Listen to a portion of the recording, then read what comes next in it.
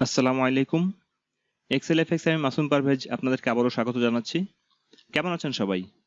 আশা করছি আল্লাহর রহমতে খুব ভালো আছেন সবাই। আজ আমরা এক্সেলের দুটি গুরুত্বপূর্ণ ফাংশন নিয়ে আলোচনা করব। তা হলো রো এবং রোজ ফাংশন। বিগত পর্বে আমরা আলোচনা করেছিলাম কাউন্ট ইফস ফাংশন নিয়ে। এই পর্বে আমরা আলোচনা করব রো এবং রোজ ফাংশন এর বিস্তারিত বর্ণনা এবং এদের মধ্যকার পার্থক্য।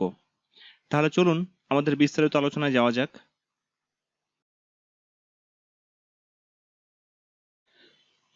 রো এবং রোজ ফাংশন নিয়ে আলোচনা করার পূর্বে এদের মধ্যকার পার্থক্যটা ভালোভাবে লক্ষ্য করলেই আমরা রো এবং রোজ ফাংশন সম্পর্কে একটা পরিষ্কার আইডিয়া পাবো। তাহলে এক্ষেত্রে দেখুন, রো ফাংশনটা হচ্ছে the row function is use to count the row position of active cell. For example, A7 is the 7th row of the spreadsheet. এক্ষেত্রে রো ফাংশনটা হচ্ছে যেই সেলটা অ্যাক্টিভ থাকবে ওই সেলের পজিশন।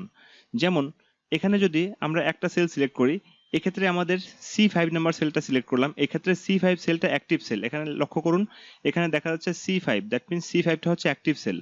যদি আমরা অনেকগুলো সেল সিলেক্ট করি, তাতেও দেখুন এখানে C5 রয়েছে, তার মানে হচ্ছে যে C5 এখানে অ্যাক্টিভ সেল, বাকিগুলো হলো সিলেক্টেড সেল। তো এক্সেলের ক্ষেত্রে অ্যাক্টিভ সেল শুধুমাত্র একটাই হয়, কিন্তু সিলেক্টেড সেল অনেকগুলো হতে পারে। তাহলে রো ফাংশন দ্বারা যেই সেলটা অ্যাক্টিভ সেল থাকবে ওই সেলটার রো পজিশনটা নির্ণয় করবে হচ্ছে রো ফাংশন। এবার আসি রোজ ফাংশন। রোজ ফাংশন হচ্ছে, on the other hand, rows function counts the number of row of selected cells. অর্থাৎ যদি আমরা কতগুলো সেল সিলেক্ট করি, তাহলে ওই সেলগুলোর সংখ্যা কত, এই সংখ্যাটা বের করার জন্য যে ফাংশনটা ব্যবহার করব সেই ফাংশনটা হচ্ছে রোজ ফাংশন।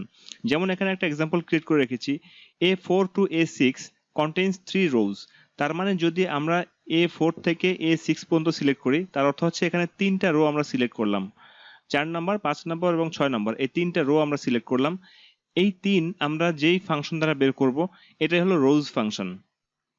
তাহলে এক কথায় রো ফাংশন হচ্ছে রো এর পজিশন, আর রোজ ফাংশন হচ্ছে সিলেক্টেড সেলগুলোর সংখ্যা। তো আমরা রো এবং রোজ ফাংশনের পার্থক্যটা বুঝলাম। এবার আমরা একটা উদাহরণের সাহায্যে দেখি রো এবং রোজ ফাংশনটাকে। তাহলে সেক্ষেত্রে আমরা এখানে লিখে রেখেছি row function using data table. এখানে আমরা যদি ইকুয়াল চিহ্ন দিই, ইকুয়াল চিহ্ন দেওয়ার পরে রো লিখলাম। রো লেখার পর এখানে লেখা দেখুন রেফারেন্স, এখানে একটা আর্গুমেন্ট রয়েছে রেফারেন্স। তো যদি আমরা একটা রেফারেন্স উল্লেখ করে দিই, সাপোজ আমরা এই রেফারেন্সটা উল্লেখ করে দিলাম, এক্ষেত্রে এই রেফারেন্সটা যদি উল্লেখ করি আমরা, তাহলে এখানে C7 উল্লেখ করলাম, আমরা ব্র্যাকেট ক্লোজ করে দিলাম। রো ফাংশনটা এই পর্যন্ত। এবার যদি আমরা এন্টার করি, তাহলে দেখুন এখানে 7 দেখাচ্ছে, কারণ এখানে আমাদের C7 অর্থাৎ 7 নাম্বার রো। এবার আমরা রোজ ফাংশন দেখি। আমরা ইকুয়াল চিহ্ন দিলাম, তারপর লিখলাম রোজ, রোজ লিখলাম। এরপর এখানে লেখা দেখুন, এখানে আর্গুমেন্টটা হচ্ছে অ্যারি। অ্যারি অর্থ হচ্ছে যে সেলগুলো আমরা সিলেক্ট করবো ওই সেলগুলোর সারি। যেমন আমরা এখানে এই সেলগুলো সিলেক্ট করলাম, এই সেলগুলো সিলেক্ট করলে পরে তাহলে আমাদের এই সেলগুলোর যে সারিটা, অর্থাৎ এই সিলেক্টেড সেলগুলো, এইগুলোই হলো আমাদের অ্যারি। তো সেই ক্ষেত্রে আমাদের এই ফাংশনটা কমপ্লিট হয়ে গেল, ব্র্যাকেট ক্লোজ করে দিই, ফাংশনটা কমপ্লিট হলো। এবার যদি আমরা এন্টার করি, তাহলে দেখুন এখানে আমাদের 15 শো করছে। তার মানে হচ্ছে আমরা যতটুকু সেল সিলেক্ট করেছিলাম, অর্থাৎ C3 থেকে শুরু করে C70 পর্যন্ত, এখানে আমাদের 15টা রো রয়েছে, যে কারণে আমাদের এখানে 15 শো করছে। দেখুন এখানে আমি সিরিয়ালও লিখে রেখেছি 1 থেকে 15 পর্যন্ত, তার মানে এখানে 15টা রো রয়েছে। তাহলে আমরা বুঝলাম যে এক্ষেত্রে রোজ ফাংশন হচ্ছে নাম্বার অফ রো যেগুলো আমাদের সিলেক্ট করা হয়, আর এক্ষেত্রে রো ফাংশন হচ্ছে পজিশন অফ দ্য রো, ওই রোটার পজিশন কত এই সংখ্যাটা বের করাই হচ্ছে রো ফাংশনের কাজ। তো রো এবং রোজ ফাংশনের মধ্যকার যে বিষয়গুলো ছিল সেই বিষয়গুলো এই পর্যন্তই। আশা করছি রো এবং রোজ ফাংশনের মধ্যকার বিষয়গুলো আপনারা ভালোভাবে বুঝতে পেরেছেন। তো আমার টিউটোরিয়ালটি এই পর্যন্তই। যদি আমার টিউটোরিয়ালটি আপনাদের ভালো লেগে থাকে, তাহলে আপনাদের বন্ধু বান্ধবদের সাথে আপনারা আমার টিউটোরিয়ালটি শেয়ার করবেন, আর আমার জন্য দোয়া করবেন যাতে আমি আরো সুন্দর সুন্দর ভিডিও তৈরি করতে পারি আপনাদের জন্য।